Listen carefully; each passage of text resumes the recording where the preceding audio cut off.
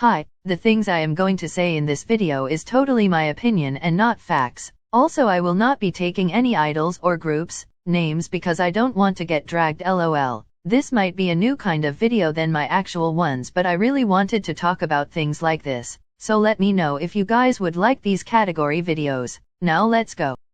In this video I will be talking about what pretty privilege is, how it works, how it's good for the people on the receiving side, and how it can be bad too. Does pretty privilege exist in the normal day-to-day society that we live in? Yes. Does it exist in the K-pop community? Of course. How does pretty privilege work? All other things being equal, the pretty people tend to get certain advantages: popularity, sexual validation, social opportunity, and social attention. This remains the same even in the common society we live in or the K-pop world, because at the end of the day they live in the same kind of society as we all do. Now the important take, is pretty privilege good or bad? It is good and also bad. The good, there is a perfect word to describe this: beauty bias. The beauty bias means that people who look good, as judged by society as a whole, tend to get an easier ride, even though there is no proof that they are smarter, more capable, or intelligent than anyone else. Nor are they healthier or more competent. Let's get things straight. K-pop runs do the pretty faces. Come on, let's be honest. The idols who are considered ugly by K-pop stans are idols who are even above average looking in the general society. No, the idols don't looks like a girl or a guy who you are friends with or someone who you can see out in the normal society. That idol you'll call ugly wouldn't have debuted if they were ugly, so stop. Now it doesn't necessarily have to mean that if an idol is pretty they really have to be untalented.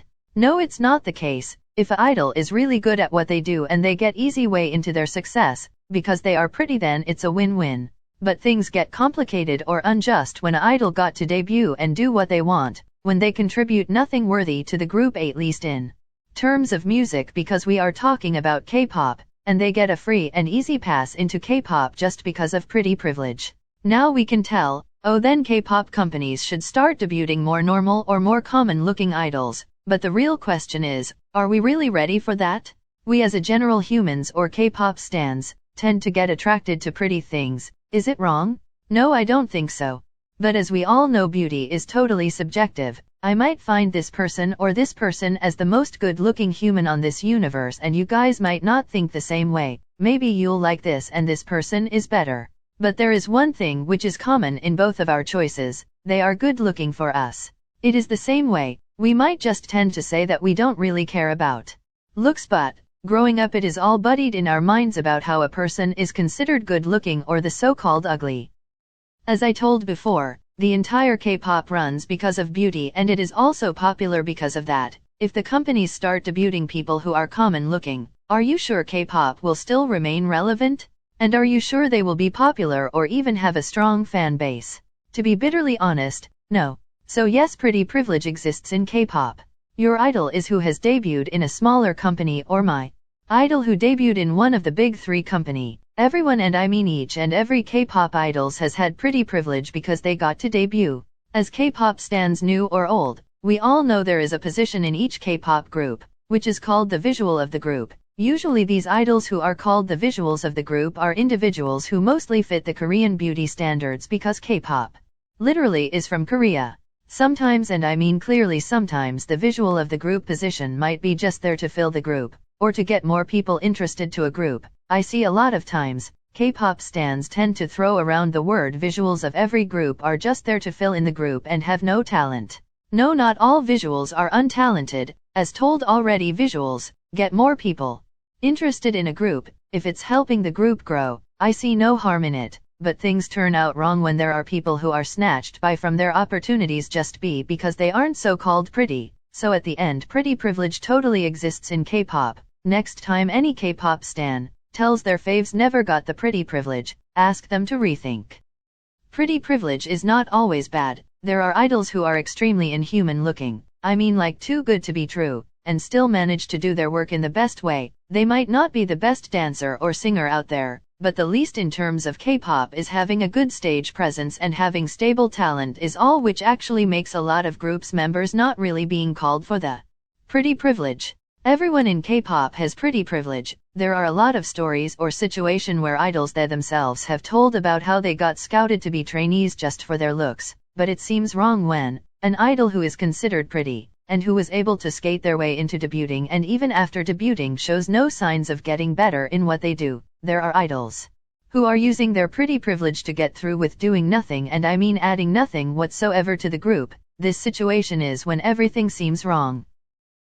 I wanted to talk about this incident because it totally makes you understand how pretty privilege works. There was recently an incident which went viral in the K-pop community. One member of a popular 4th-gen GG was one of the judges in a reality show. They criticized the evaluation group for how and who they voted, following a performance by 2 contestants, which the K-pop idol described as so bad.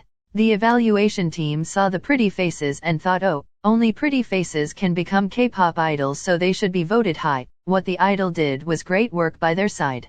But let's watch the situation in a different way. The idol mentioned as the judge is in fact one of the famous member of that group they are a member of. They were also part of the same show. Even now if you search up the so-called ugliest K-pop idols, you will get quite some idols, and yes, they all are above average looking, yet stans like to call them ugly. Let's say any one of the idol from the list was the judge and they told the same thing. You think the situation would have been the same?